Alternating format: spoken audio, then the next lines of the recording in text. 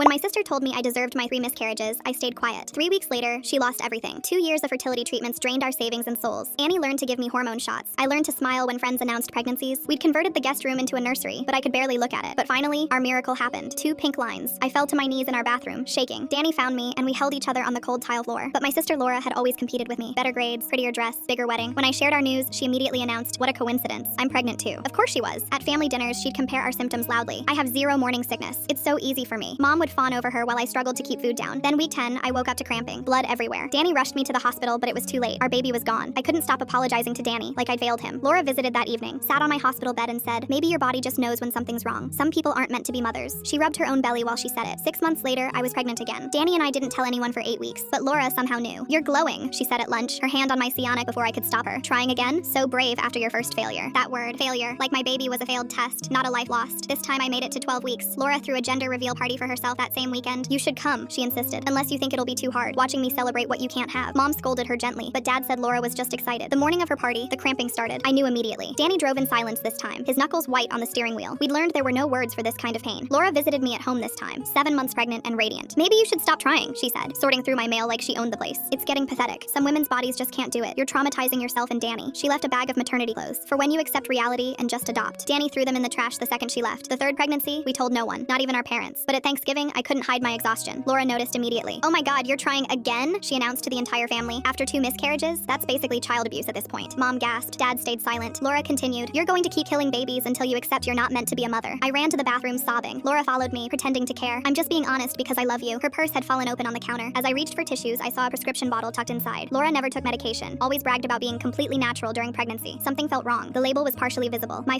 Stone. My hands shook as I grabbed my phone, locked in the bathroom stall. I Googled it quickly. The results made my blood run cold. Abortion medication, used to terminate pregnancies. Why would she have this? She was 8 months pregnant. Unless, my mind raced back. Every miscarriage had happened after seeing Laura, after she'd made me tea at her house, after she'd insisted I try her homemade smoothies, after she'd given me vitamins from her purse because sisters share everything. I stayed in that bathroom for 20 minutes, my world tilting off its axis. When I came out, Laura was holding court at dinner, describing her perfect pregnancy journey. 3 babies, I thought, staring at her. She killed 3 of my babies, but I smiled and said nothing. Not yet. The investigation triggered automatically when the lab found mifepristone in my blood samples from the 3rd miscarriage. The police interviewed me for hours. I gave them everything. Timeline, photos, texts where she'd insisted I drink her teas. A week later, they arrested her at our nephew's birthday party. Cops walked through screaming children, passed the princess cake, and cuffed her in front of everyone. Mom fainted. Dad threw up on the lawn. Laura's husband stood frozen, holding their baby. "You jealous B-word!" Laura screamed as they dragged her out. "You couldn't let me have anything." But I couldn't understand. Why would she do this to me? It didn't make sense. Her nursing license was revoked immediately. Hospital fired her retroactively. Her husband filed for divorce and emergency custody within 48 hours. Mom still chose her side. How could you destroy your sister? 2 weeks later, Laura called from prison. "Why?" I asked. "Because my husband said your name during sex, twice."